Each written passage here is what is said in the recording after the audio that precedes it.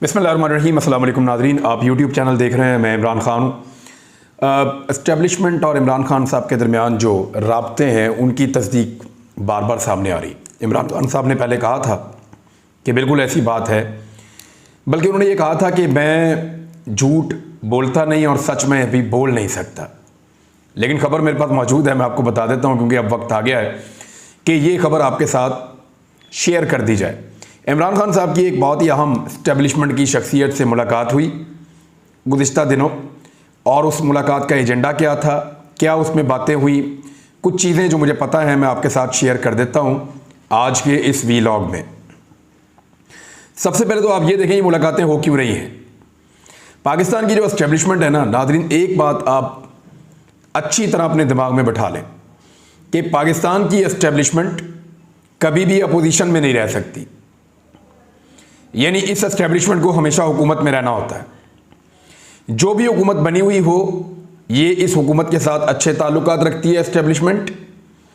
जैसे ही कोई हुकूमत जाने वाली हो और कोई दूसरी हुकूमत ज़्यादा मकबूल हो रही हो और उसने आना हो, या कोई पॉलिटिकल पार्टी हुकूमत में आने वाली हो, एस्टेब्लिशमेंट उसके साथ ताल्लुकात बढ़ाना शुरू कर देती है। ये एक सेट पैटर्न है, एक फार्मूला है, क्योंकि एस्टेब्लिशमेंट कभी भी अपने आप को इररेलेवेंट नहीं रख सकती, हुकूमत से अपने आप को दूर नहीं रख सकती। उनके सारे मामलात हुकूमत के साथ चलते हैं, तमाम इदारे हुकूमत के अंडर आते हैं, और एस्टेब्लिशमेंट ने जो भी करना होता है इस मुल्क में, जो पॉलिसी चलानी होती है, जिस तरीके से चलना होता है, वो हुकूमत के साथ मिलकर हो सकता है, अपोजिशन के साथ मिलकर नहीं हो सकता। तो एस्टेब्लिशमेंट हमेशा ये देखती है कि जो जा रहा हो उससे अपने ताल्लुकात को कम करना शुरू करती है, और जो आ रहा हो उसके साथ अपने ताल्लुकात को बढ़ाना शुरू करती है। इसीलिए वो अपना रोल प्ले कर सकती है। एक तो ये बात आप क्लियर करें। जब इमरान खान के खिलाफ रजीम चेंज ऑपरेशन किया गया तो उसके बाद एक हुकूमत बनाई गई पाकिस्तान में। एस्टेब्लिशमेंट नापसंदीदा होने के बावजूद, यानी एस्टेब्लिशमेंट सिर्फ एक आदमी को तो आप नहीं कहते, बहुत सारे लोग होते हैं, उनकी नापसंदीदा होने के बावजूद वो मजबूरन उस हुकूमत के साथ काम करते रहे। लेकिन इमरान खान साहब की मकबूलियत और आने वाले इलेक्शन को देखते हुए एस्टेब्लिशमेंट को यह अंदाजा हो गया कि इस आदमी का रास्ता रोकना अब मुमकिन नहीं है। अगर हमने जबरदस्ती इसको इलेक्शन हरवाया या कुछ, यानी फर्क आप डाल सकते हैं 10-20 सीटों का, आप ये नहीं कर सकते कि आप 200 सीटें उठा के 100 कर दें। इतना फर्क आप नहीं डाल सकते। आप 200 को 180 तो कर सकते हैं, 250 को आप 225 तो कर सकते हैं, लेकिन आप ये नहीं कर सकते कि आप उठाएं 200 सीटों को और उसको 80 सीटों में या 100 सीटों में कन्वर्ट कर दें। मुमकिन नहीं है, ये हो नहीं सकता, एस्टेब्लिशमेंट कर नहीं सकती। तो एस्टेब्लिशमेंट को ये आइडिया हो गया कि इमरान खान जो है वो, उनकी पार्टी हुकूमत में आने वाली है, रोकने की सारी कोशिशें नाकाम हो गई हैं। वो कुछ ऐसा भी नहीं कर रहे कि टेक्निकल नॉकआउट करने में आसानी रहे। पब्लिक का रिएक्शन भी बड़ा खौफनाक है। अगर इमरान खान को कोई नुकसान पहुंचाया जाता है तो इसमें, या पहुंच जाता है खुदा न खास्ता, तो उसमें पाकिस्तान के अंदर एक ऐसी सूरत हाल पैदा हो जाएगी जो फिर किसी के कंट्रोल में नहीं होगी। तो एस्टेब्लिशमेंट ने जनाब इमरान खान साहब से दोबारा राब्ते शुरू किए। इससे पहले असद उमर और परवेज़ खटक साहब के राब्ते थे, मामला नरम गरम चल रहा था। लेकिन फिर एस्टेब्लिशमेंट के ताकतवर लोगों ने और एक बहुत ताकतवर शख्सियत ने इमरान खान साहब से मुलाकात की। वहाँ पे ये पहले से तय था कि माजी के अंदर ज़्यादा नहीं जाएंगे कि आपने मेरे साथ क्या किया और कितना ज़्यादा किया, आगे बढ़ने की बात की जाएगी। तो जो आगे बढ़ने की बात है, वहाँ पे इमरान खान साहब ने कहा कि मुल्क का जितना नुकसान हो गया वो आपके सामने है। मईशत का जिक्र हुआ, बाकी चीज़ों का, और फिर इमरान खान साहब से एक वादा किया गया है कि पाकिस्तान में नए आम इंतखाबात करवाए जाएंगे और जल्द उनकी अनाउंसमेंट की जाएगी। तो पाकिस्तान में आम इंतखाबात करवा कर दिए जाएंगे। ये वादा इमरान खान साहब से पहली मरतबा नहीं किया गया, लेकिन इससे पहले इमरान खान साहब से ये वादा बराह रास्त नहीं किया गया। पहले ये वादा किया गया इमरान खान साहब की पार्टी के लोगों से, और बार बार पैगाम पहुंचाया गया कि आप ये ना करें, इंतखाबात आपको मिल जाएंगे, आप वो ना कहें, इंतखाबात आपको मिल जाएंगे, आप यहाँ मदद कर दें, पाकिस्तान में आम इंतखाबात करवा दिए जाएंगे। इमरान खान किसी से इक़्तिदार नहीं मांग रहे। ये ज़रा फ़र्क आप देख लें। शहबाज शरीफ इक़्तिदार मांग रहे थे, बगैर इलेक्शन लड़े। मौलाना फजलुर रहमान साहब इक़्तिदार मांग रहे थे, बगैर इलेक्शन लड़े। मरियम नवाज साहबा इक़्तिदार मांग रही थी, उनके वालिद साहब भी, और ये सब कह रहे थे इक़्तिदार हमें दे दें, हमें इलेक्शन ना लड़ना पड़े, क्योंकि इमरान खान इलेक्शन में मारेगा। इमरान खान साहब इक्तदार नहीं मांग रहे। अगर वो इक्तदार मांग रहे होते तो वो एस्टेब्लिशमेंट को ये कहते हैं कि मेरे पास अपनी इतनी सीटें हैं, ये मेरे बाकी बंदे हैं, इन सबको इकट्ठा करो, एमजीएम को वापस मेरे साथ जोड़ो, मैं वापस हुकूमत में आऊं और उसके बाद टाइम पूरा करके आम इंतखाबात करवा देंगे। लेकिन इमरान खान साहब बाकी पॉलिटिकल पार्टीज की निस्बत मुख्तलिफ तरीके से डील कर रहे हैं। वो इक्तदार नहीं मांग रहे, बल्कि वो ये कह रहे हैं कि आप पाकिस्तान में आम इंतखाबात करवा दें, मैं जीत गया तो इक्तदार मेरे पास, दूसरी पॉलिटिकल पार्टीज जीत गई तो इक्तदार उनके पास, लेकिन पाकिस्तान में इंतखाबात फ्री एंड फेयर होने चाहिए। ये एस्टेब्लिशमेंट इमरान खान साहब तक पहुंची क्यों? इसकी दो रीजन हैं। नंबर एक तो यह है कि एस्टेब्लिशमेंट को नजर आ गया कि तजर्बा पाकिस्तान में किया गया है रिजीम चेंज ऑपरेशन के बाद, वो पूरी तरह नाकाम हो गया है। देखिए, अगर सच्ची बात करें ना तो पीपल्स पार्टी की अकेली की हुकूमत बने ना तो उनकी एक पॉलिसी है, वो उस पॉलिसी के मुताबिक मुल्क चलाएंगे, हो सकता है मुल्क चल जाए। मुस्लिम लीग नून अगर अकेली इक़्तिदार में आए तो वो अपनी एक खास किस्म की पॉलिसी से हो सकता है मुल्क को चला दें। लेकिन जब 13-14 जमातें आप इकट्ठी करते हैं जिन सबकी अलग अलग पॉलिसीज हैं और वो अलग अलग तरीके से सोचते हैं और वो 74 लोगों की काबीना बना देते हैं, तारीखी साइज है काबीना का। जब वो ये सारा कुछ करते हैं और उसके बाद वो इक़्तिदार में आके कुछ ठीक करने की बजाय मजीद खराब कर देते हैं, बल्कि अच्छे खासे चलते हुए मुल्क का उन्होंने बेड़ागर्क कर दिया, तो एस्टेब्लिशमेंट को अंदाजा हो गया कि ये तजर्बा मुकम्मल तौर पे नाकाम हो गया और पाकिस्तान को तारीखी रुसवाई का सामना भी करना पड़ा। पाकिस्तान के इदारों के ऊपर लोगों का एतमाद भी कमजोर हुआ, लोगों के दिमागों में जो सवालात उठ रहे हैं वो पहले से बहुत ज्यादा हैं, और ये जो सारी सूरत हाल है, मकबूलियत भी कम हो गई बहुत सारे ऐसी शख्सियात की या इदारों की जो मकबूलियत की इंतहा को पहुंचे हुए थे पाकिस्तान में हमेशा से। तो इन सारी चीजों के बाद उन्होंने अंदाजा लगाया कि अब इस हुकूमत को रखने का जवाब नहीं है, इसको वो सपोर्ट नहीं दी जा सकती जो हम दे रहे हैं। दूसरा, आने वाली हुकूमत कौन सी है तो वो इमरान खान है। उसको रोकने की तमाम कोशिशें करके देख ली तो पता चला कि उसको नहीं रोका जा सकता। अब जब नहीं रोका जा सकता तो फिर उसके साथ वर्किंग रिलेशनशिप बनाना इसलिए जरूरी है कि वो इक़्तिदार में आया और एक टसल का माहौल हुआ एस्टेब्लिशमेंट का और इमरान खान का, तो फिर एस्टेब्लिशमेंट काम नहीं कर पाएगी और जो मकासद हैं वो पूरे नहीं होंगे। तो अब दोबारा से इमरान खान साहब से ताल्लुकात बढ़ाने की कोशिश की जा रही है और उनसे वादा किया गया है कि पाकिस्तान में आम इंतखाबात जल्दी आएंगे। अब इस मरतबा भी ये वादा पूरा नहीं हो रहा।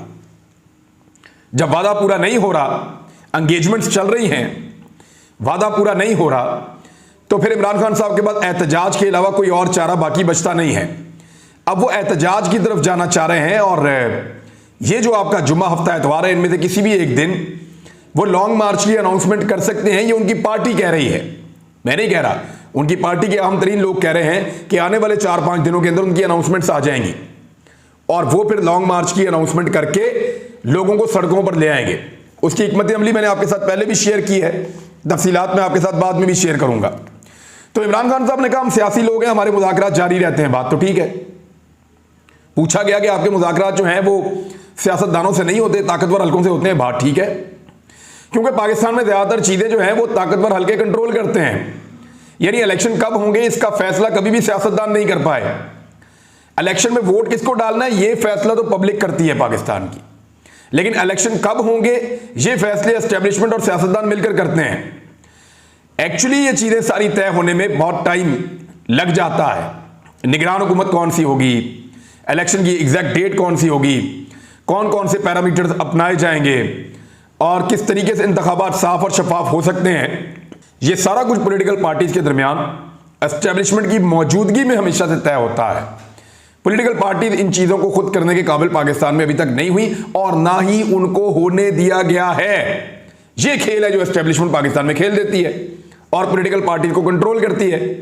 यानी नून लीग अच्छी खासी एक मुजामती पार्टी बन रही थी, एक ऐसी पार्टी जो एस्टेब्लिशमेंट की सियासत के खिलाफ थी, लेकिन उस पार्टी को लाके इक़्तिदार में बिठा दिया डील करके, उनके केसेस सारे के सारे खत्म करवा दिए। मरियम नवाज का पासपोर्ट भी वापस दे दिया। वो मरियम नवाज जो कहती थी प्लेट में रख के लाओगे मैं नहीं लूंगी, वो पासपोर्ट लेकर अब उनकी अगली प्रेस कॉन्फ्रेंस लगता है जाके एवन फील्ड अपार्टमेंट से होगी। एवन फील्ड ये वो अपार्टमेंट है जिसमें शरीफ खानदान के तमाम बच्चों के बयानात हैं, हमारे हैं, हम इनमें रहते हैं, हम बेनिफिशियल ओनर हैं, हम इनको डील करते हैं। तो ये सारा कुछ कहने के बाद भी आज तक ये साबित नहीं हो सका कि ये प्रॉपर्टी उनकी है। ये है जी पाकिस्तान का कानून। ये शरीफ खानदान के बच्चे उस वक्त इनको सही तरह मुंह हाथ धोना नहीं आता था जिस वक्त से ये प्रॉपर्टी इनके पास हैं, और कहा जाता है कि ये इनके दादा की, उनके दादा उस वक्त कारोबार करते थे। ये वो पैसा है मुबैना तौर पे जो पैसा करप्शन में पाकिस्तान में इकट्ठा किया गया, इसहाक डार के जरिए से मनी लॉन्डर किया गया और बरतानिया में 90 की दहाई के अंदर प्रॉपर्टीज बना ली गई। अब कहते हैं जी हमने 2000 के बाद एक घर में आदमी रह रहा है 1993 से और कहता है मैंने इसको बनाया या खरीदा है 2006 में। अजीब कहानी नहीं लगती आपको? भाई घर आपकी मलकियत में है, आप उसके अंदर रह रहे हैं। मेरे बहुत सारे ऐसे दोस्त हैं या सीनियर लोग हैं जो बताते हैं कि जब भी हम जाते थे 90 की दहाई में, हम इन्हीं अपार्टमेंट्स के अंदर जाकर इनको मिलते थे, शरीफ खानदान के बच्चों को, जब ये वहां पढ़ा करते थे लंदन स्कूल ऑफ इकोनॉमिक्स में। तो बात यह है ये अपार्टमेंट इनके पास है, इनकी मलकियतें, शुरू से वहां पर रह रहे हैं और इनके अपने बयानात हैं, इनकी अपनी तस्वीर है, इनके लीडर्स के बयानात हैं। लेकिन अदालत में इस बुनियाद के ऊपर इनका केस खत्म हो जाता है कि ये जो अपार्टमेंट्स हैं ये तो इनके हैं ही नहीं। यानी अजीबोगरीब सूरत हाल है इस मुल्क के अंदर। इसी तरह एनआरओ माजी में दिया जाता रहा है, इसी तरह दोबारा दिया जा रहा है। और इमरान खान साहब अगर मुज़ाकरात ना करें या बातचीत ना करें और बातचीत के दरवाजे बंद कर दें और सिर्फ पब्लिक का प्रेशर उठाएं और बहुत ज़्यादा उठाएं, तो फिर भी अल्टीमेटली जो भी चीज़ तय होनी है वो बातचीत में ही होनी है। तो मेरे ख्याल में दोनों चीज़ें पैरेलल करने की ज़रूरत है। पब्लिक को वो मोटिवेट कर रहे हैं जिसके ज़रिए से वो बहुत बड़े पैमाने पर अवामी ताकत इकट्ठी करके इलेक्शन तक लेकर जाना चाहते हैं। दूसरा, वो ताकतवर हलकों को भी पैगाम दे रहे हैं कि मैं पाकिस्तान को चलाना चाहता हूँ, पाकिस्तान को इस गर्दाब से निकालना चाहता हूँ, मैं तुम लोगों का दुश्मन नहीं हूँ, बैठो बैठ के बात करो। और वो खुद भी ये समझ चुके हैं कि पाकिस्तान को इस गर्दाब में उनके इस नए तजर्बे ने फंसा दिया है रिजीम चेंज ऑपरेशन वालों के, और ये रिजीम चेंज पाकिस्तान के उल्टा गले में पड़ी है। इमरान खान साहब का जो केस था, जो जज को धमकी वाला मामला था, खातून जज वाला, उसमें इमरान खान साहब की माफ़ी कबूल हो गई और तौहीन अदालत का नोटिस खारिज हो गया। यानी वो केस अब ख़त्म हो गया। 5 रुकनी बेंच ने अतर मनल्ला साहब की सरबराही में इस केस को सुना और उन्होंने कहा कि हमने आपका बयान हल्फी पढ़ा है, जो कुछ और कहना चाहते हैं, बादियों नज़र में ये तौहीन अदालत थी, लेकिन इमरान खान ने नेक नियति साबित की और माफ़ी मांगने गए। हम तौहीन अदालत का नोटिस खारिज करके कार्रवाई ख़त्म कर रहे हैं। ये लार्जर बेंच का मुतफ़िका फ़ैसला है और हम इमरान खान के कंडक्ट से भी मुतमईन हैं। जिसके बाद अदालत ने तौहीन अदालत का शो का नोटिस खारिज करते हुए कार्रवाई ख़त्म करने का हुक्म दे दिया। अब ये इम्पोर्टेड हुकूमत की एक और बड़ी ख्वाहिश थी। अब मामला ये हो गया है कि इम्पोर्टेड हुकूमत गिला करती है अपने सहूलतकारों से कि आप हमें लेकर आए थे, हमने पाकिस्तान के मफाद के अंदर ये फैसले किए हैं। मफाद के अंदर तो नहीं किए, एक्चुअली तो उन्होंने फैसले इसलिए किए कि पूरी इकॉनमी तबाह हो गई थी, पूरी की पूरी इकॉनमी का पट्टा बैठ गया था इनके आते ही, कोई बंदा पैसे जेब से निकालने को तैयार ही नहीं था, मईशत का साइकिल रुक गया था। तो फिर इसके हल यही था कि ये महंगाई बढ़ाते, तो महंगाई बढ़ाते बढ़ाते इन्होंने जो कुछ भी किया, अब वो एहसान चढ़ाते हैं पाकिस्तान की एस्टेब्लिशमेंट पे कि हमने ये सारा कुछ किया, अब इमरान खान से हमारी जान छुड़वा कर दें, इमरान खान को नाअहल करके दें। अब वो टेक्निकल नॉकआउट चाह रहे हैं इमरान खान का, वो हो नहीं पा रहा। गिरफ्तार करना चाहते हैं तो पब्लिक पाकिस्तान की सड़कों पे आ जाती है। अगर इमरान खान को गिरफ्तार किया तो याद रखिएगा, एक आदमी गिरफ्तार नहीं होगा, इनको कम से कम 1 लाख आदमी गिरफ्तार करना पड़ेगा। पाकिस्तान की जेलों में लगभग 88,000 से 90,000 के करीब कैदी मौजूद हैं। 1 लाख बंदा अगर और गिरफ्तार होने के लिए आ गया तो उस 1 लाख बंदे को कौन सी जेलों में रखेंगे? क्या आपकी इतनी कैपेसिटी है? और इमरान खान के साथ 1 लाख नहीं 5 लाख बंदे गिरफ्तार होने के लिए पाकिस्तान के मुख्तलिफ शहरों में निकल आएंगे और जेलें भरनी शुरू हो जाएंगी। लोग जाएंगे, जाकर गिरफ्तारी देंगे।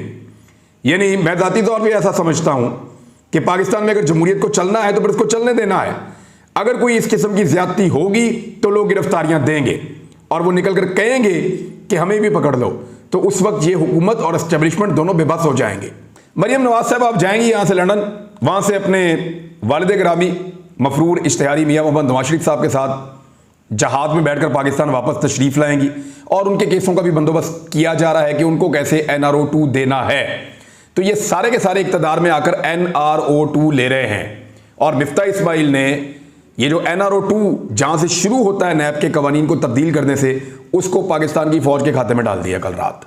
और मुनाफिकत का आप अंदाजा करें कि जमीयत उलमा इस्लाम फजलुर रहमान ग्रुप मौजूद था जब ट्रांसजेंडर एक्ट की मंजूरी हो रही थी, तो उस वक्त वहां पे उन्होंने मुखालफत नहीं की बल्कि उसकी हमायत की है।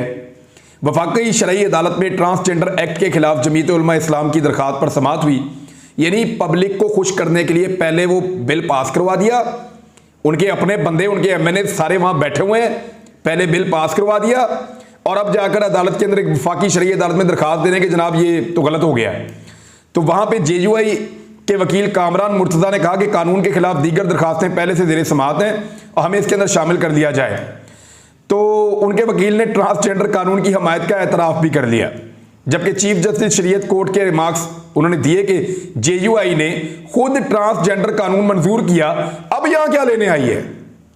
तो यार उधर जाके आप कानून पास करवा रहे हैं गैर मुल्की मगरबी ताकतों के कहने के ऊपर, इंपोर्टेड हुकूमत के साथ मिलकर फजलुर रहमान साहब ये कानून पास करवा रहे हैं, फिर शरई अदालत के अंदर जा रहे हैं कि जनाब हम इसके खिलाफ हैं। यानी आपने दीन भी बेचना है और मुनाफिकत भी करनी है, दोनों काम साथ साथ तो नहीं चलेंगे। लोगों को आपने बेवकूफ समझा मौलाना साहब। यानी आप एक बिल लेकर आए, उसकी आपने हमायत की, उसको आपने पास करवाया, अब आप उस बिल के खिलाफ अदालत में चले गए, ये गैर इस्लामी था। यार वैसे ये वाली सियासत किसी को समझ नहीं आती। अब तक के लिए इतने, अपना ख्याल रखिएगा, अपने इस चैनल का भी। अल्लाह हाफिज़।